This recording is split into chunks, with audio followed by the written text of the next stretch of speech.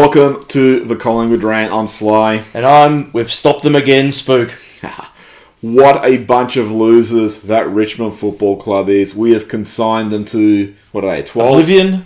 They're hopeless. 3 flags in 4 years, and we can now brag again because our moral superiority has been restored. Stick that where the sun don't shine, Richmond. Seriously, if you're out there as a Collingwood supporter celebrating what we've done to Richmond, that's fine. But celebrating their demise after they've won 3 flags in 4 years and we've done nothing in 10 years, you need to reevaluate. We knocked them from 9th to 12th. Don't you realise the significance of that? So you get a better draft pick. Fuck. Well, how about us? Do we improve with our draft picks now? Yeah. It actually probably does work better for us. Yeah. Climbing the ladder with that ascendancy. Do you think Collingwood's a chance of getting the bends? We're going up the ladder so fast? Are we? How many games are we outside? The 8-mark quarter. How many games? He didn't say anything. No. Like it's from the Jeff Brown camp. Just stay quiet, play it lean and mean. But have to say this before we talk about the actual win. The other thing that's actually frustrated me is I think the last few weeks I've said it, so I'm not sort of jumping on the bandwagon. I think there's been signs we've tried to be moving the ball quicker. We're trying to get something happening. It hasn't always occurred. For about 3 quarters, I think we dominated Richmond, but we're talking about three quarters or 3 quarters? Whichever one. 3 quarters. We're dominating in terms of play, but we were just undone by skill errors and forward 50 entries. Well, not much has changed. Not much but I was getting people texting me and just going, oh, well, fuck. Which people? Do you want me to name them? Yeah. Nathan? Buckley? No, I didn't say Buckley. Eddie? No, and they were frustrated going, oh, typical Collingwood, blah, blah, blah. And it's like, I actually see there are things happening there which they're trying to get something going. We may lose, but you know what? Fuck, at least they're trying to move things forward. However, it was that final quarter where everything clicked. But before going to that, I actually want to fucking single out one bit of play for setting the tone of the game, and that is Taylor Adams fucking taking Trent Cotchin, this pseudo tough guy who's fucking claimed to fame. He's having a blow-away from the 80s that stands up regardless of what sort of game he plays. It does defy gravity, doesn't it? He tried to manhandle Taylor Adams, and Adams just got really angry and pissed and grabbed him and threw him to the ground to the point where you could see Cotchin was like, oh shit, this is the wrong person to pick on. And not one single Richmond player went in there to remonstrate. And I just thought, they don't like him. That sets probably not. That sets the fucking tone for the game. He hit him so hard there was a chalk outline around him. I've always said this. I will give up a free if you're going to make a stand for the team and show we're not going to be fucking bullied. Yep, I agree. Adams did it. And for me, that just sort of showed. And Cotchin's done this, in the last fucking 5-6 years since they've been a good side. And for Adams to take that stand, if I was a Collingwood player, I would have just been watching that going, fucking cool, sweet. It's like going back to the 80s when the West Indies were a superpower cricket team. When they used to play the warm-up matches before the series started, they slam people into the ground as well? They would target the captain and try and psychologically destroy him because they thought if we destroy the captain, then all his soldiers will fall. And I actually thought that's what Adams did I mean, Cotchin had a really average game, but I just thought Adams took a stand there and it fucking set the tone.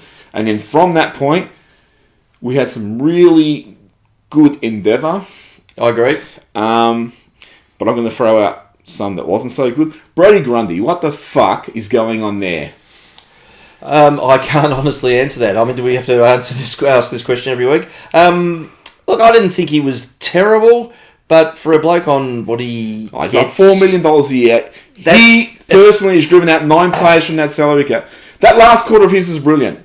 The first 3 quarters was like, I saw people on Twitter and that calling for Max Lynch. So when you're calling for a guy who's played 2 games or whatever it is over the guy you're paying $9 million to. That's it. I mean, and that's the equation that's always going to come out with that same answer. Is you look and you say, you're getting paid what? It doesn't matter whether he's okay-ish. You still look and say, that's just not value for money. No. Well, the other thing is, you're not against anyone. You're against Marlon Pickett, who's 4'6", and not a ruckman, but they're throwing in there because they've got no choice. And Chol, who's not a ruckman, he's a defender. He took a great contested mark against Chol, though. It wasn't a contested mark. But you're not even against the real ruckman. And how often do we see Grundy tapping it to opposition? It doesn't fucking count if you get your hands on the ball. You've got to actually put it somewhere of, importance, of significance. Hoskin Elliott? He's been really, really good. Oh, he'd be in top 5 of our... And it's not just this game. He's really lifted in the last, 5-6 weeks? I think it's even a little bit further. He was slowly coming into form. Very good. Keep it coming. I think it's good that we get to celebrate someone improving. Yeah. Jack Crisp, I thought was great. I think he's been really good the last few weeks. He keeps trying to run. And I've been a critic of Crisp, so that's what me to say. Have you? I've never noticed. Crisp, Hoskin Elliott, Pendles, Adams has missed a bit of football, but those first 3 would be up there. Roughhead, I think, would be another one in the Copeland. Mm-hmm.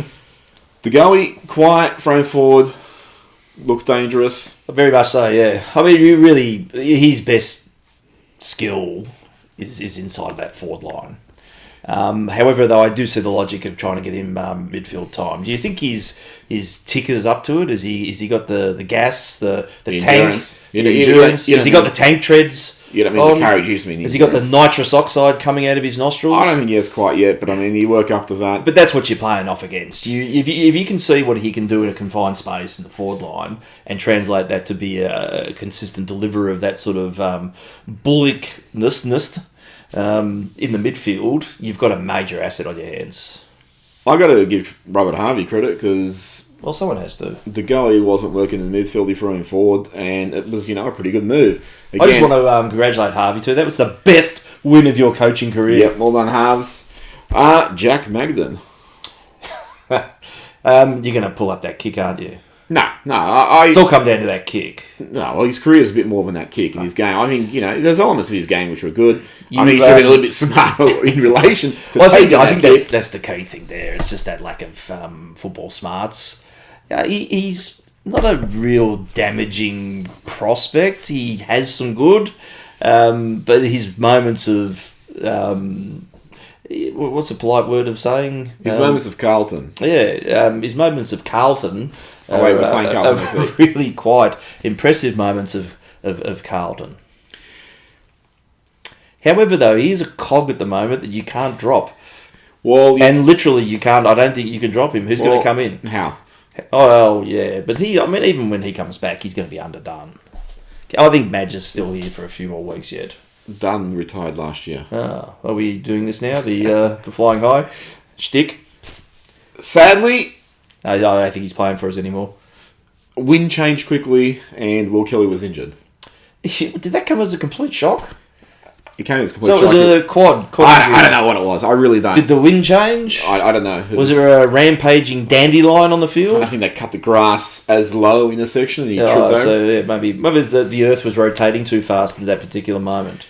Is he made of tissue paper and crepe paper? He's made of Samuel L. Jackson from the Unbreakable movie. There was a meme that came out of Mr. Glass. I made that. Yeah. Did you? Yeah. No, that wasn't bad. Oh. He's a funny guy. Oh, did you really make it? Yeah, I did. I didn't share it with anyone else. I'm going to come back to Kelly in a minute. Callum Brown. Yes. What'd you think? He's a much better midfielder, isn't he? He's a much better. He's a much better midfielder. Look, I did see on some of the boards and that he still had his critics.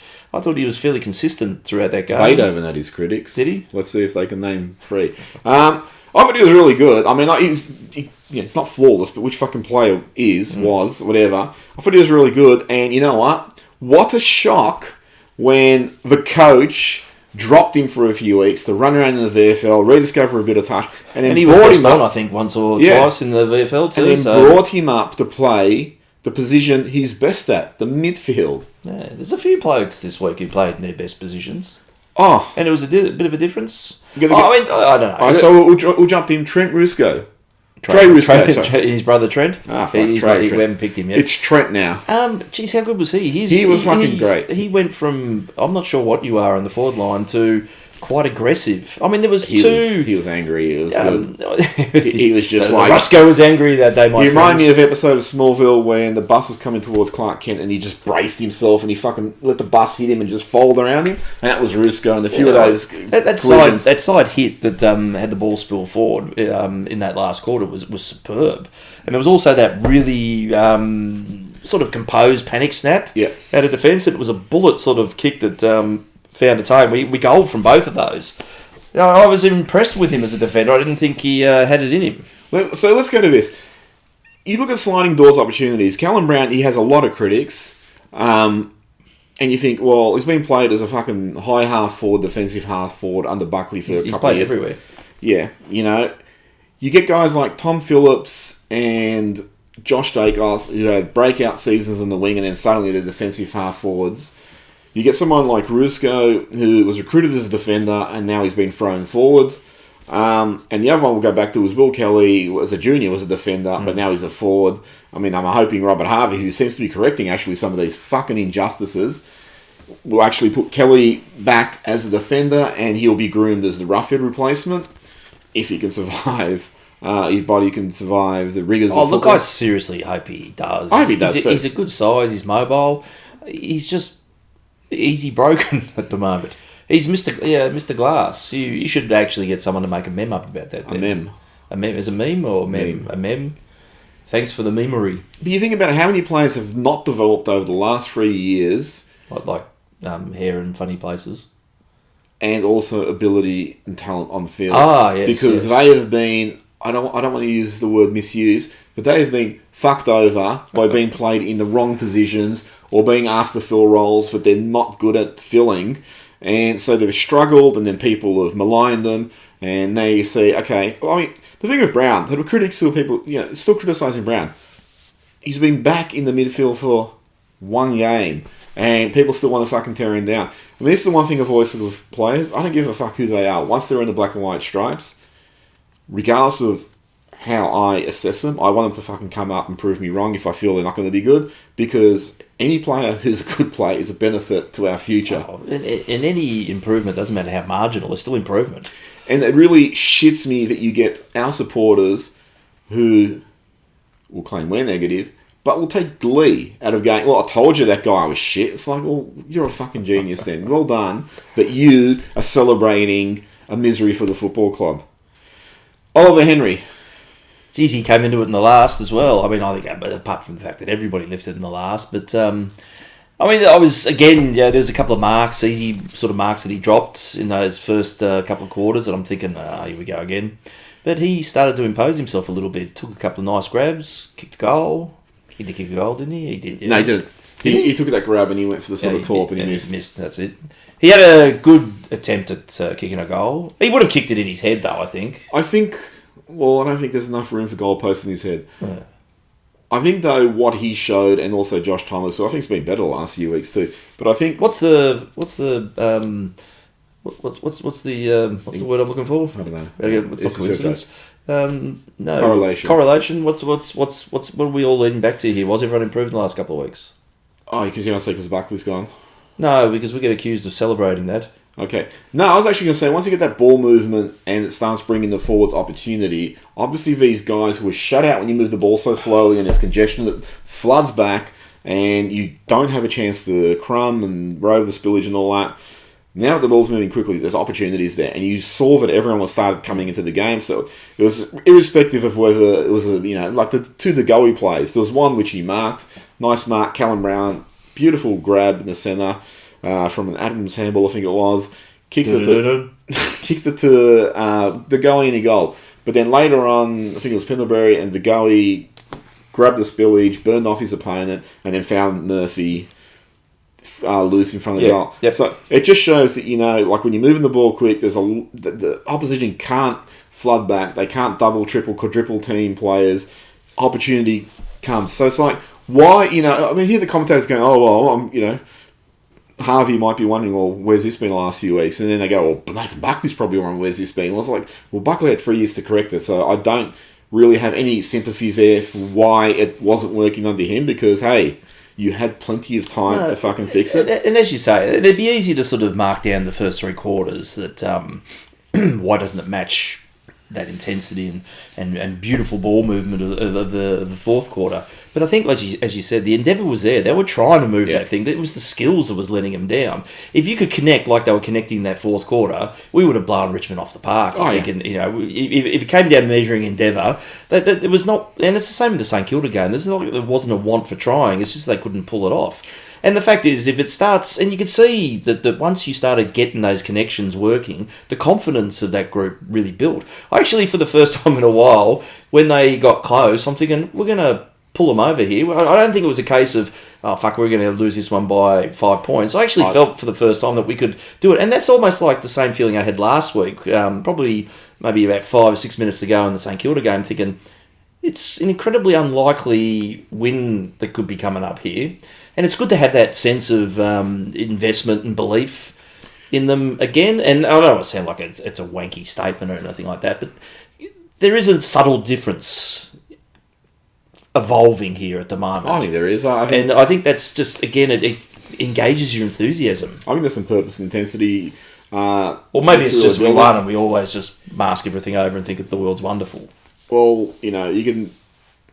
There's statistical evidence of how shit it has been the last 3 years. So, you know, I don't want people to fucking go, well, Harvey's now reaping the rewards of Buckley's planning, because whatever was working for Collingwood to power us to a grand final in 2018, that was, and we were calling it when we were doing the show in 19, that was deteriorating throughout 2019, and then it just collapsed in the second half. But it's like, there was that passage there, I think it all started with Noble in the back line, and we fucking connected.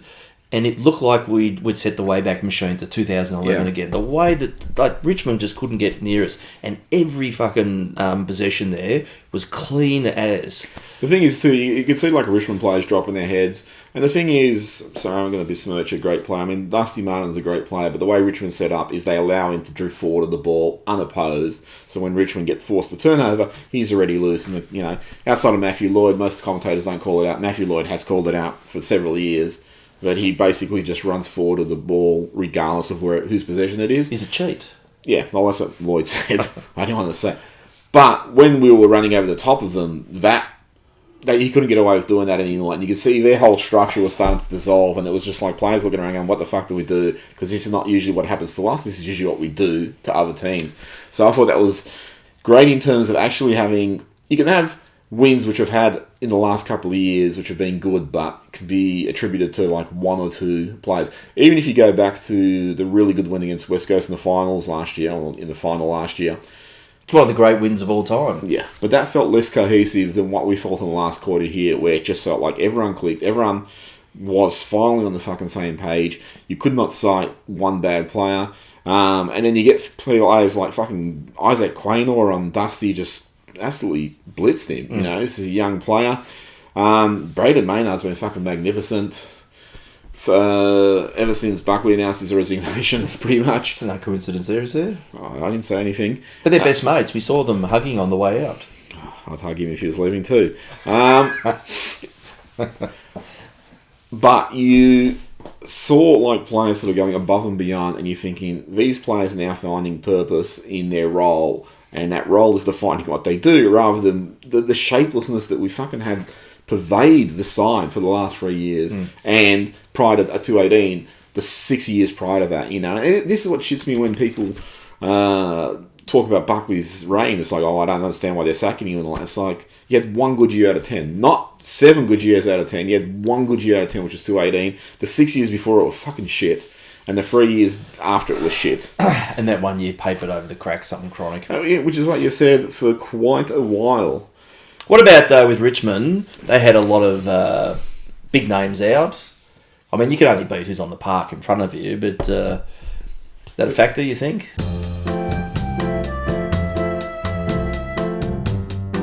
So I was saying, though, they had some big names out, like that guy and the other one, and that other bloke that's not there anymore. He was out. Jack Dye. Yeah, Jack Dye. Skinny Titus wasn't out there too. Fatty Arbuckle, I don't think he was playing. But they had a number of probably first-name players that weren't running around. I mean, you can only beat, as I said... you can't beat it, but I mean, equally, we didn't have Darcy Moore out there. We didn't have... The counter-argument. Jeremy Howe out there. We didn't have Jaden Stevenson out there. We didn't have Will Kelly out there. No, we didn't have Will Kelly out there. Let me ask you this, since we're just talking about Buckley. Why don't you ask me this? Eddie McGuire recently has started, I don't know what the right word is revisioning? History? Revisionist? Revisionist of the succession plan. So according to Eddie... He's building a time machine, you know. There's two streams of... bullshit? I wouldn't say that. I was going to say narrative. Well, it's a form of narrative bullshit. You know what else comes in streams? Diarrhea. I thought Netflix. No, you know what? That's too. So one thing Eddie has said, we hammered out the succession plan. We got Mick to sign it, and then it was like a choice of James. This Brad is obviously Scott. On the back of Hawthorn doing the succession plan. There's a link here, isn't there? So Jason Dunstall is the one person. So Hawthorn signed Mitchell and Clark's the succession plan.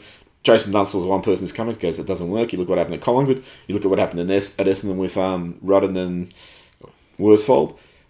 But Eddie's going, no, it did work at Collingwood, you know. And then he's talked about, we signed Mick, and then we talked about, I can't remember if he said we talked about it or if he just thought about it. Heard Brad Scott or Buckley, and then they went with Buckley. I mean, I don't recall fucking any of that happening. I just recall it all being announced in the same way. You think it might have come up in quiet conversation the last 10 years, wouldn't you? Unless Eddie just had the conversation in his head. He did say, though, the succession plan was also responsible for... Armstrong landing the lunar module with very little fuel left to go. He said if it wasn't for the succession plan, they probably would have crashed and burnt. Yeah, well. And then the second stream is he attributes, once they sign the succession plan, 209 prelim, 210 flag, 211 grand final, 212 prelim. He assigns all that to the succession plan. Well, that was it. I mean, it wouldn't have happened without that. Well, I mean, if you don't want to look at 206 finals, 207 prelim, 208 finals, young side, you brought in Daisy and Pendles and Beams and Sidebottom and Cloak and all those sort of guys. You were proactively going through a list rebuild. None of this would have happened. None of that evidence. Well, you know, up until that point, they used to have to prod Mick with a stick to wake him up. Oh, look, I seriously, I mean, I've wrote something a little while ago about the fucking fallacies behind this succession plan. Just something. You wrote something. Yeah, just something. That went up on the Raw about the fallacies of the succession plan, just in relation to... So I'm not talking about what would have happened if Mick stayed coach. I'm just talking about the bullshit that's attributed to the succession plan. I mean, the one that kills me, and there's people still championing this, like, put a rocket up Mick. Because he was just sitting around going, yeah, do. We 10th, yeah, who cares? Succession plan! My favourite's still the Buck invented the press. Oh, yeah. That was a great one. Like, you didn't mind it was. You could see it happening over the build-up years, but no, he invented it. He just came in there and said, Mick, do you know what would be good to win a flag, apart from the succession plan, is a press. I from a very... He showed him a book with some flowers in it. He's going, see what happens. From a very reliable source, what I heard 209 going into the prelim against Geelong is Mick really rated our chances. And then Geelong beat us by 14 goals. And Mick... He still rated them. And Mick was absolutely shattered post-game in realising how far we were behind the league leader and then obsessing about how do we beat them. Is that when he fell in the toilet and hit his head and had the idea for the succession plan? He had the idea for the Bucks capacitor. Yeah. That's what I have. Yours is better. That's what I have from a pretty reliable source. Was that Mick himself? He told you that? No, I don't want to say who it was, but that is what I heard. I mean, this thing that Buckley came in and provided the intellectual property for a press, and then people still use this, and then it's like, well, after Mick went, Bucks had no defensive zones whatsoever, had no press. Well, he burned himself out early. McCartney stopped writing good songs after the Beatles broke up, didn't he? And then the other one is Mick didn't rate Ruckman, and the succession plan forced him to go out and get a Ruckman. Which ignores the fact that they got Cameron Wood, Josh Fraser, Steve McKee, Brent Hall, fucking Guy Richards, David Fanning, Chris Bryan, bringing all the Cloaks into this. It doesn't help the narrative. We talk about this a lot. So let's just take all the fucking results out of it. I'm not saying if Mick stayed we would have won another Can flag. I say it? You can say it. I think we would on another flag. Okay, I think we would on another too. But regardless, I think if they let Mick coach out that era, there would have been a much more natural ending point for his career and a much more natural beginning point for Buckley or whoever took over if they cleared Buckley. All this shit about succession plan is fucking such revisionist bullshit. It's infuriating that people who pride themselves on logical thinking can champion some of this shit. Well, you can't trust mathematicians. Playing Carlton this week. We're one win ahead of him in the head-to-head. Oh, you beauty. Carlton, we lose potentially Will Kelly.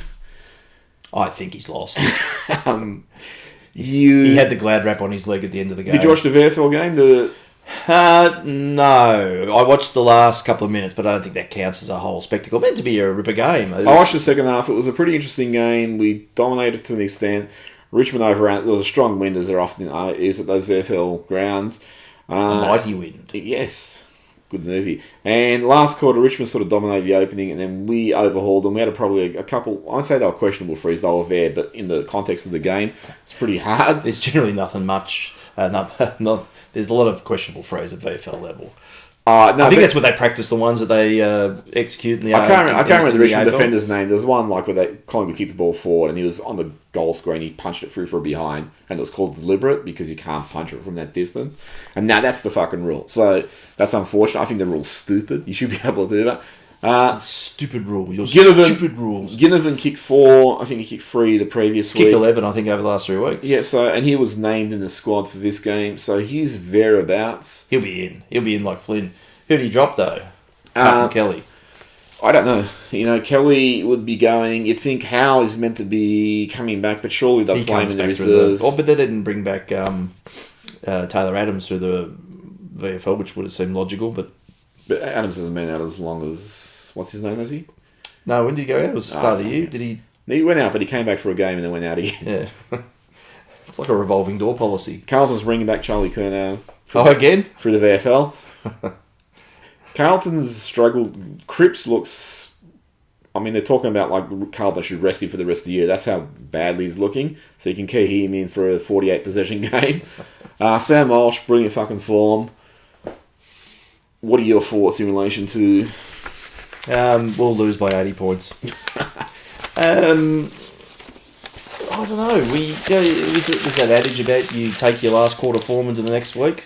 Well, I actually think this is going to be the really interesting thing. That'd be fucking handy if that happened. Because this is also the thing, like, people I saw, I saw people talking about, like, hey, like, we're looking good, and people going, well, this already started a few weeks before Harvey took over. And it's like, well, but the reality is, under Buckley, we always had that great game, and then it was followed up by absolute shit. So I'm actually really interested in see how we come out, whether we maintain that attacking form. I'm not expecting to kick 8 goals in the first quarter or anything, but just whether we play with that purpose and direction and intensity, whether that uncertainty creeps back in, because I don't think the side has enough experience and commonality to just hit the switch and go straight into that. I mean, what happened in the last quarter there? People going, well, how did what switch was flicked? And I think, well, there's a few things you can look at. I mean, Grundy actually started dominating in the ruck. Cameron started taking some grabs. So there's a few things that were catalysts for other players to come into the game. Adams was constantly getting his hands on the ball in the middle. So once you had those sort of things clicking, then other things started clicking from that.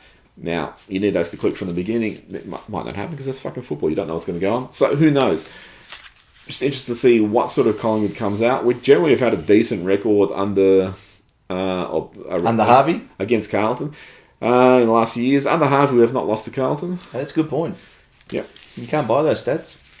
So so you think the outcome? I'm going to tip Collingwood by 4 goals. I'm going to go with 24 points. Yeah. Well, it'll be a close one then. One of us will be right. What's your projection for the rest of the season? I mean, outside the fact we'll get more injuries and shit like that. The one thing I'll say pleasantly is, as you said before, who you drop. So you're now actually sort of looking at the side going, fuck, we're actually getting some form players. It's very hard to drop players. I mean, you're probably going to make a forced change at some point. You bring Howe in from Magden or something. Yeah, it'd be interesting because Poltz didn't play in the VFL. Rested. He was fully rested then, so They may give him a run round in the twos for another week. It'd be hard to squeeze anyone out of the side based on current performance. Well, but I mean, the matchups is always is a perfect out for some. But I don't think there was anyone that really deserved to be dropped. No, I mean, the guys that are whipping boys like Hoskin, Elliott and Thomas, they played well. Poulter, they rested him by getting him to play for Carlton seniors. But this week, would you bring him back or would you send him to the VFL? Pulse? Yeah. No, I thought I'd probably give him a run the VFL, and that's not to say that's a punishing move. No. I think he's been potentially good enough at senior level that I think he should go back and dominate at VFL and to see. I think that'd be a better confidence booster for him. I think if he goes to the VFL, he'll probably do an injury for 28 weeks. Well, there's always a danger of that. Probably the one guy who is a little bit vulnerable would be Bianco, who... Yeah, he's been quiet. There's sort of... Well, that's an easy thing to... I'll play Ginnivan. Drop him out and bring Ginnivan in. Yeah, but I mean, I'm actually excited to watch these young players come through and see what they have to offer. Was there any other standouts in the VFL? Lynch was good, but I don't think he's going to get Lynch was pretty good. Sai was really good. It's... I don't know if he's fallen from favour or if Harvey, because Harvey, he's playing players on merit, whether Harvey's just said, you got to go fucking down there and dominate and then I'll pick you. But he's been good the last couple of weeks, hasn't he? Yeah, but So at some point you're putting your hand up for a recall, even if you want to fatten him for something. I texted you while I was watching the VFL game. It's a shame that Sire is such a sporadic talent because when he's fucking on, he's really good. But the problem is, he looks like the sort of guy... It used to kill me when you watch football and they interviewed players and they were the players who wrote things on their hands like run, intensity. It's like you seriously don't fucking know. Succession plan. You seriously don't know that. And that's the sort of guy Sai comes across as. It's like... Well, he paints it in black fingernails. Yeah, but he's just jogging out there playing. He's going... Oh, I should show some intensity maybe. It's like, I would have white line fever. I'd be, once I cross that fucking line, that was it. I'd just be manic. Well, I see you chomping at the bit before the camera rolls here. Yeah. Well, you're like a bull at a gate. Siren Ginnivan, potentially. Yeah, it's probably not too bad. The big Mace, he didn't do much. I saw he won the game for him. Wouldn't that be enough? So the thing that worries me with Mace is what you said a couple of weeks ago. So he kicked a really good goal. He came into it late, which he tends to do with games. Sort of once he gets his mojo.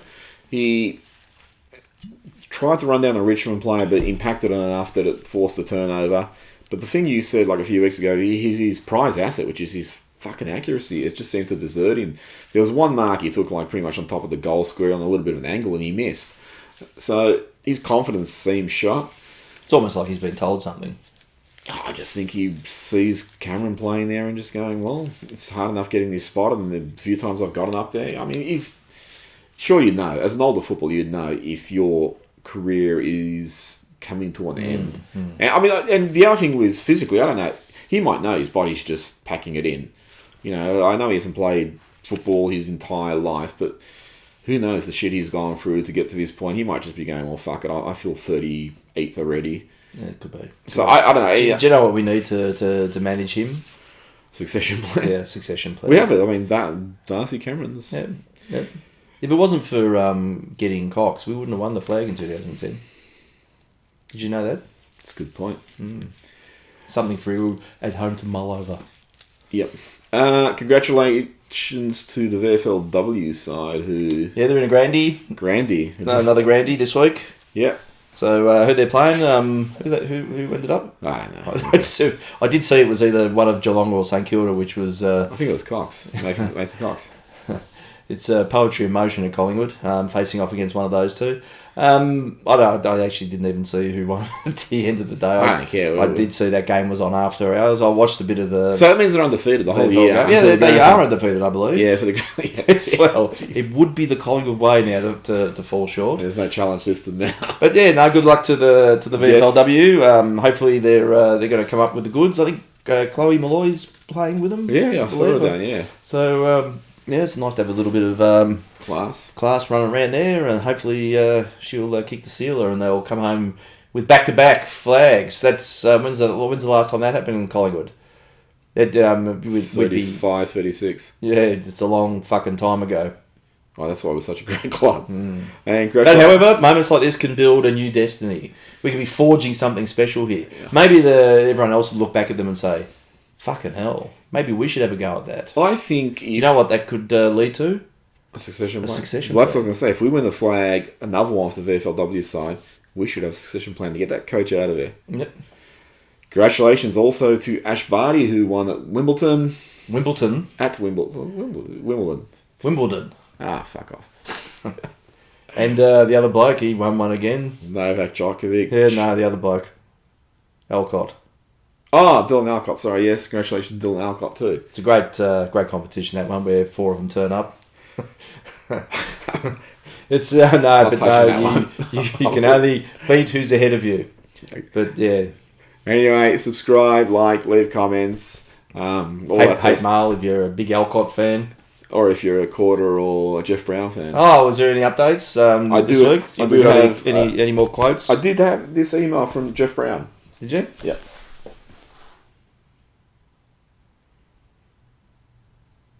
What do you think? I did see he signed it succession plan. It's good to hear from the two of them again. Fantastic. Maybe they'll open up during this week, do you think? Maybe. I did see Corder in the rooms after the game. He had a big smile on his face. His lips weren't moving, but he was smiling. I hear it is. So that's a start. I mean, if they can move that way, maybe they can start moving up and down and start issuing some words. Did I see Brown in the rooms as well? Did I? I heard him. Yeah, Brown was in the rooms. Callum. But no, it's good to have another week of no movement in that area, so hopefully we can have that addressed soon. So I should be president. That's what we're saying. Well, it'd make things simpler. Yeah. Anyway, that's it from us. And that's it from us. We'll see you next week. Unless it's a podcast, then you'll hear us next week. Later. See ya.